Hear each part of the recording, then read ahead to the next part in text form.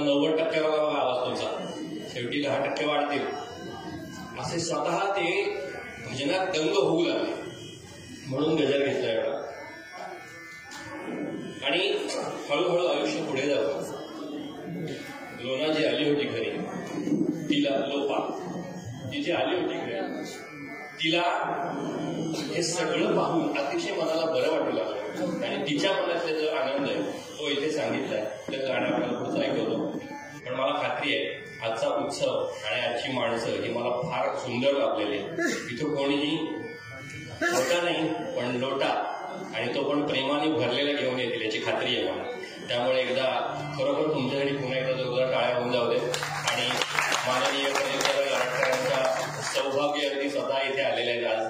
म्हणजे हे ना या लोकांचं मला प्रेम वाटतं तुम्हा सगळ्या लोकांना दाखवलं की ना हे कुटुंब इतकं छान आहे ना. म्हणजे मला खूप कार्यक्रम देतात म्हणून नाही म्हणते, त्यांच्या इतरही कार्यक्रमांना मी जात असतो. आता मला फक्त नामकरण विधीला येता आलं नाही आजी, कारण खूप लांब होतं. पण गावातल्या कार्यक्रमांना आवर्जून उपस्थिती लावणार आहे कुटुंब आहे. मग ते बघत नाही आपल्याला कुठे जायचंय, कशाला जायचंय, बोलावलंय आपण जाणार. आणि दादांना एवढी सुंदर साथ देणारे आमच्या वहिनी आहेत. त्यामुळे काय कायमच पण ते इतक्या प्रफुल्लित चेहरे असतात. मी जसं त्यांना आता जवळजवळ 10-12 वर्ष झाली ओळखतोय की जसं पाहतो मी त्यांना ते कायम हसतमुख असतात. त्यामुळे दादाच्या चेहऱ्यावर कधी टेन्शन येतच नाही. तर अशी सगळी माणसं आणि तुम्ही सगळी यांनी आज फार करून येत आहे. फार सुंदर माहोल तुमच्यामुळे झालाय. तर ही सगळी कृपा संत रविदासांची आहे. आणि मला वाटतं ना की हे वास्तव्य आहे त्यांचं इथलं. तुम्ही हे जे इथे दरवर्षी सेवा करताय ना त्यांची, अप्पा ही जी सेवा दरवर्षी करताय तुम्ही इथे जी दरवर्षी सेवा करताय ना, त्याच्या मला अशा पॉझिटिव्ह वाईब्स येत आहे. म्हणजे असं चांगल्या इच्छा निर्माण होत आहेत आपोआप. या जागेत काहीतरी वेगळी मजा आहे असं जाणवत आहे. त्यामुळे इतकं छान चाललंय सगळं. आणि तुम्ही इतके हसतमुखाने सगळे ऐकताय ना, फार बरं वाटतंय खरोखर. तुम्हाला सगळ्यांचे मनापासून आभार, सर्व श्रोत्यांचे विशेषतः.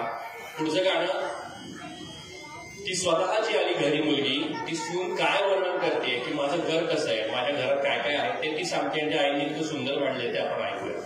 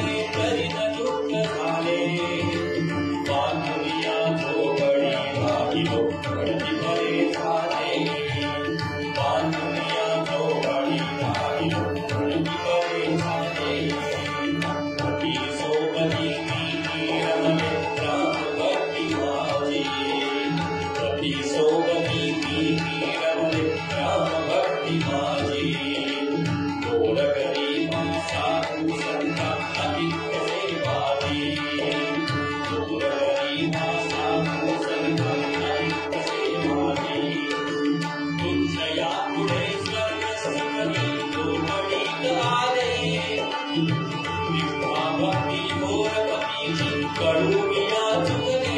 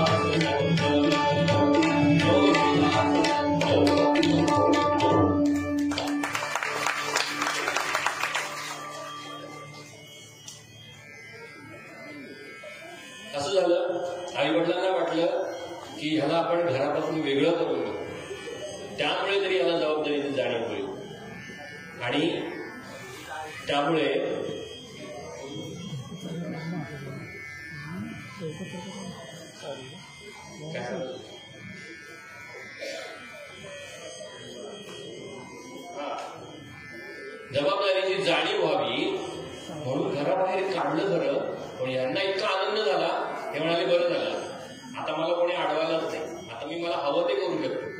आणि त्यामुळे त्यांची ती सेवा पाहून असं व्हायला लागलं त्यांच्या त्या सेवेचं फळ म्हणणार असेल हो, असं वाचनात आलं माझ्या ह्याच्यात लिहिलंय, आईंनी पण लिहिलंय आणि चरित्र भागात पण सांगितलंय की नुसती नजर टाकली तरी रोगी बरे व्हायला लागले.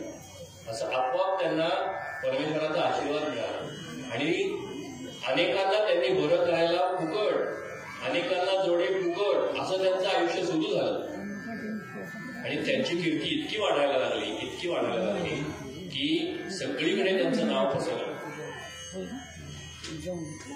एकदा असंच झालं, अनेक ठिकाणी त्यांनी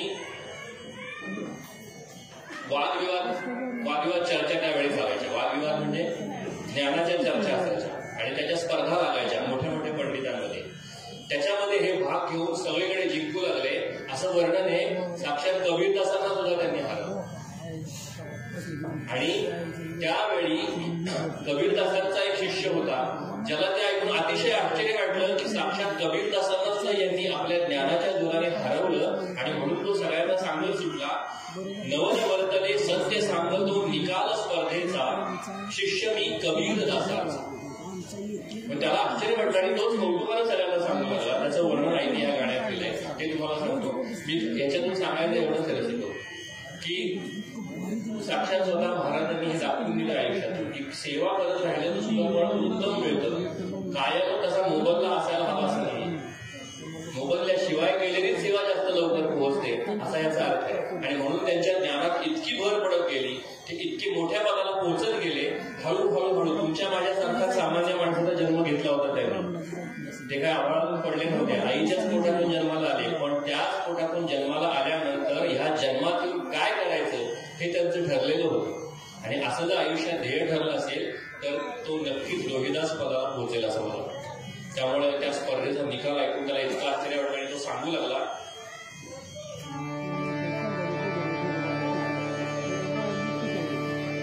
नवल वर्गले सत्य सांगतो निकाल स्पर्धेचा, नवल वर्गले सत्य सांगतो निकाल स्पर्धेचा.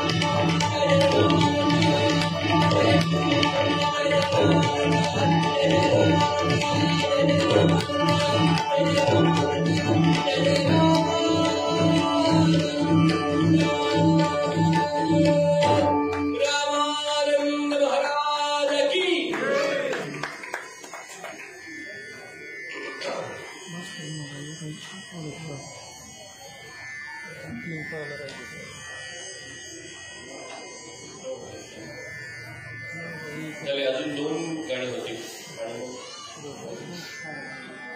गाणी आईनी या पुस्तकात बरीच गाणी लिहिली. ते पुस्तक प्रकाशित पण झालं, पण त्यातली मोजकीच गाणी म्हणून निवडली. कारण सगळ्याच कवितांना चाली लावायला हरकत नाही, पण चाली लावून तुम्ही ऐकल्या पाहिजेत ना. 20 गाणी कोण ऐकल्या? गदिमा बापूजींनी गीतरामायण केलं ती गोष्ट वेगळी होती, नाही का? किती गाणी आहेत त्यातली? टोटल 52. जास्त 56 काव्य आहेत. पण एक छोटासा प्रयत्न, काळाप्रमाणे सगळं थोडं थोडं होत चाललंय ना. पुण्यात तर कपडे पण छोटे छोटे होत चालले. बाकीचं समजून घ्या. काव्य तर कोण ऐकणार, बरोबर की नाही? त्यापेक्षा म्हणलं जेवढं लोकांना आवडेल आणि पचेल तेवढीच मोजकी गाणी निवडून आपल्यासाठी सादर करायचा प्रयत्न आहे. तर हे पुढचं जे गाणं ते असंच आहे. अखेरीस रामानंद गुरु लागले, हा आनंद जो त्यांना झाला, त्या आनंदाचं वर्णन या गाण्यात केलं आणि तशीच चाल लावायचा प्रयत्न केला. तर ते गाणं ऐकूया. जास्त बोलत नाही मी, हळूहळू वेळ पण पुढे जाते. ते गाणं घेतो आणि पुढच्या गाण्यात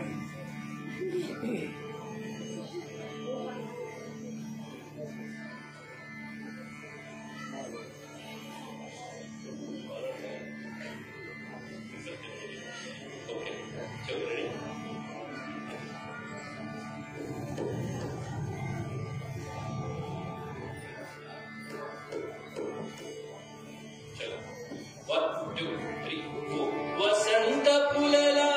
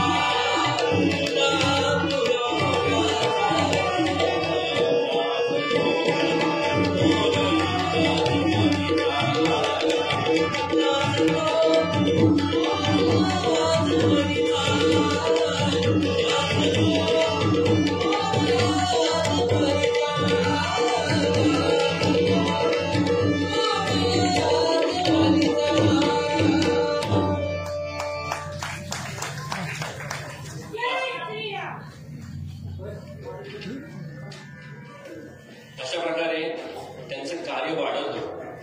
पण कितीही नाव झालं आणि कितीही त्यांच्या मनामध्ये कितीही विचार आले, कितीही मोठं पद प्राप्त झाले, तरी मनाची जी अवस्था होती, जी परमेश्वर चरणामध्ये रमलेली होती,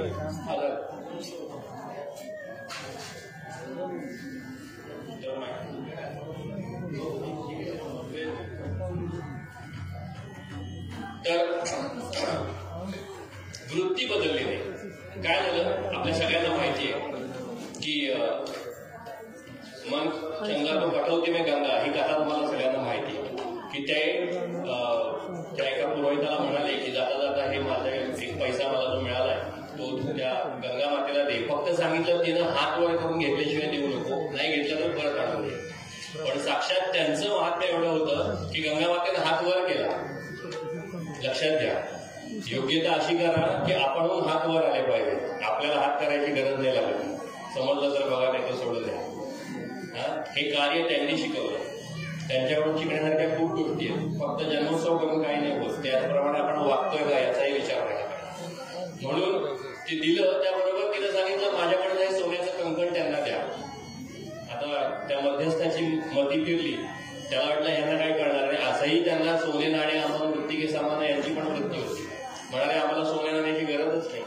आणि म्हणून ते दिलं नाही कंकण. ते कंकण त्यांना नेऊन विकलं राजाला.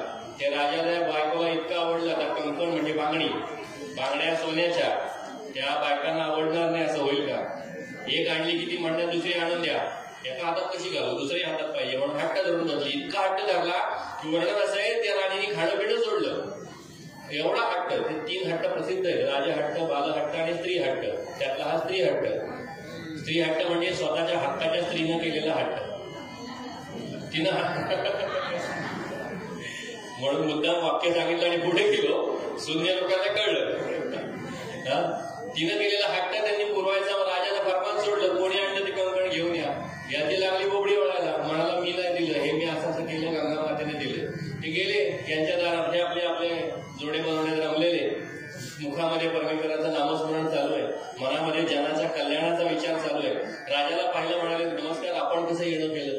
म्हणाले अहो त्या गंगा मातेच्या इथे चला आणि आम्हाला दुसरं कंकण द्या. ते म्हणाले कशाला पाहिजे. आणि म्हणून तिथेच असलेल्या पाण्यात नमस्कार केला. म्हणाले मन चंगा तो कटवते मी गंगा. त्याच भांड्यामध्ये तिथेच लगेच दुसरं कंकण आलं आणि गंगा मातेला दिलं. ही योग्यता त्यांची होती. असा माणूस ज्याला साक्षात गंगा माता सोन्याचं कंकण देत होती, त्या माणसाकडे एक गृहस्थ आला आणि त्याला म्हणाला हा परीस तुमच्याकडे ठेवा. ते म्हणाले मला नकोय. म्हणाले नकोय म्हणजे अहो तुमची बघा काय दयनीय अवस्था आहे, काय झोपडीत राहताय तुम्ही, एवढ्या लोकांची सेवा करताय, त्याच्यासाठी पैसा पाहिजे, मला गरज नाही म्हणाले. माझ्याकडे येणाऱ्या लोकांची सेवा हीच माझी संपत्ती, माझ्या मनामध्ये माझ्या मुखामध्ये परमेश्वराचं रामाचं देवाचं नाव हीच माझी संपत्ती, मला कशाची गरज नाही, माझं कर्म उत्तम आहे, मला तो परीस नको.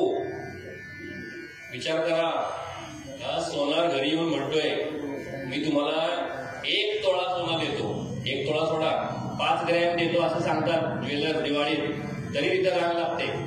आम्हाला लकी ड्रॉ मध्ये लागली आहे आणि त्यात आता 50,000 2-2 लाखाचं सोनं खरेदी करून येतात, कुणालाच लागत नाही शेवटपर्यंत. बरोबर की नाही? इथं साक्षात परीस म्हणजे काय, जो लोखंडाला सुद्धा स्पर्श केला तर सोनं करतो त्याला म्हणतात परीस. आलं लक्षात? आणि गंमत अशी आहे, लोखंडाचं ज्या सोनं झालं ते लोखंड दुसऱ्या लोखंडाला लावलं तर त्याचं सोनं होत नाही, पुन्हा परीसच आणावं. इतका तो परीस महत्वाचा आहे. हा देऊन गेले, म्हणाले नकोय मला, नाही म्हणाले राहू द्या. तर त्या सगळ्या कथेचं वर्णन आहे इतकं सुंदर लिहिलंय आणि त्याला चाल पण छान लागली, जरा वेगळ्या प्रकारची, म्हणून तुम्हाला ऐकवतो आणि महाराजांच्या निर्वाण प्रसंगाकडे येतो. तर ती कथा ऐका.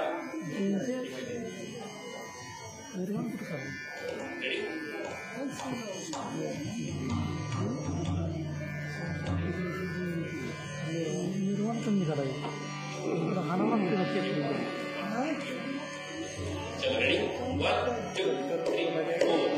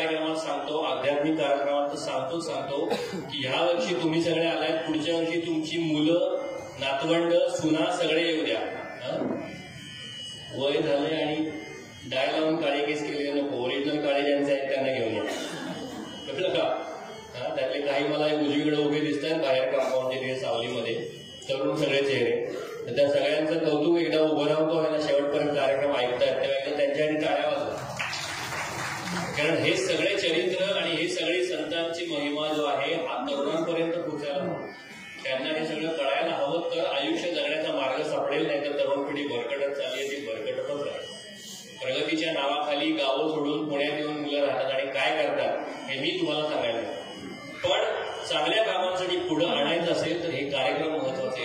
उत्सव गरजेचे आणि हा उत्सव या निमित्तानं आज रोहिदास महाराजांचं आपण चरित्र पुन्हा एकदा ऐकलं आणि त्यांच्यासारखं काहीतरी होण्याचा प्रयत्न आज आपण करायचा प्रण करूया, वचन घेऊया असं मला वाटतं.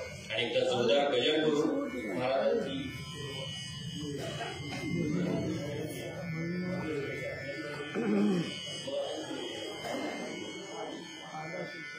तर आधी भैरवी राहिली ती भैरवी फक्त घेतो, त्याच्यानंतर आपण फुलं उधळू आणि मग मी सामसे सरांकडे माईक देईल, पुढचा भाग ते सांगा. मी माझा कार्यक्रम संपवण्याआधी संपत नाही, मी अर्धविराम म्हणतो कारण मला अजून करायचं आहे, अजून पुढे जायचं आहे हा कार्यक्रम घेऊन. तेव्हा आजच्या या कार्यक्रमाला अर्धविराम देतो. तेव्हा या सगळ्या रोहिदास स्तंभार समितीचे, तिथल्या सगळ्या कार्यकर्त्यांचे, कोणी राग मानू नका, आप्पा करतो मी कारण कॉन्टॅक्टमध्ये ते होते, बाकीचे म्हणतील आम्ही काही नुसतेच आहेत का, तर असं नाहीये. तुम्ही सगळे आहात म्हणून ते पुढे येऊन काहीतरी करू शकता. तुम्ही जर आधार नाही दिला तर ते काही करू शकणार नाही. तेव्हा आप्पा आणि त्यांच्याबरोबर सगळे कार्यकारी आज आमचे सर इतके सुंदर निवेदन करतायत. त्यांचंही ज्ञान त्यांनी सुरुवातीला आम्हाला दाखवली झलक की बराच अभ्यास त्यांचा आहे, म्हणूनच ते माईक हातात घेऊन बोलू शकतात.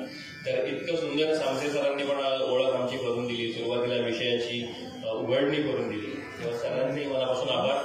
भैरवी घेतो आणि अर्धविराम घेऊन माझा कार्यक्रम इथे थांबवतो.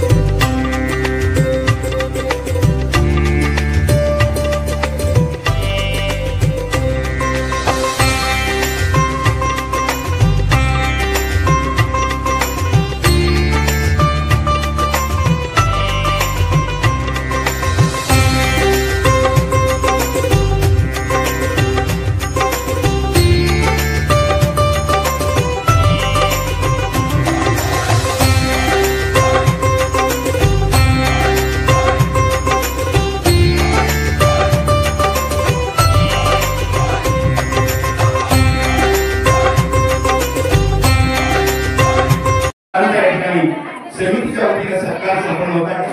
तत्पूर्वी मी गाडकर मॅडम यांचा सत्कार समितीच्या वतीने या ठिकाणी गाडकर मॅडम यांना विनंती करतो।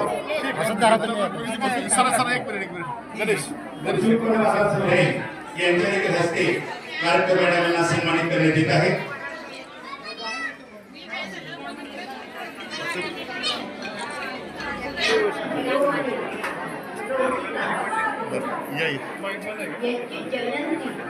या निमित्ताने हा आनंद सेवा मला मिळाला। संत विरोधी यांच्या जीवनावर आधारित काव्य रचना केली आणि त्यात आग्रह आणि संगीत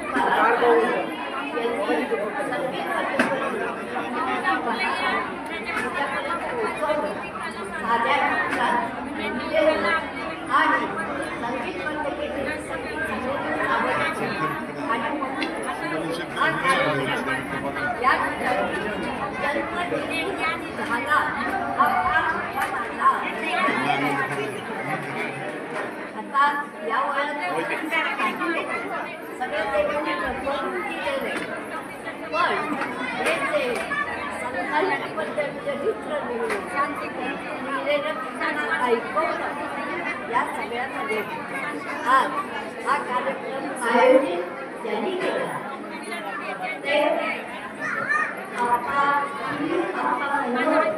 माजी नगराध्यक्ष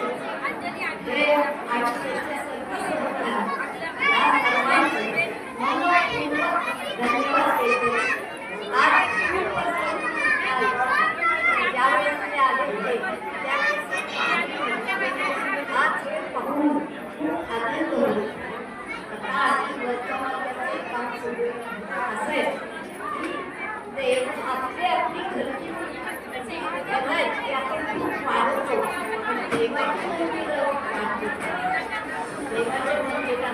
तुमचा निर्माण देवाच्या मंदिरामध्ये आलेल्या हे जे उत्तम असं कार्य या ठिकाणी झालं मला आनंद होतो. वाक्य त्या सर्वांकडे मिळाले. बऱ्याच ठिकाणी माझ्या मला जाऊ नको जाऊ हे आज संतांच्या मंदिरामध्ये मला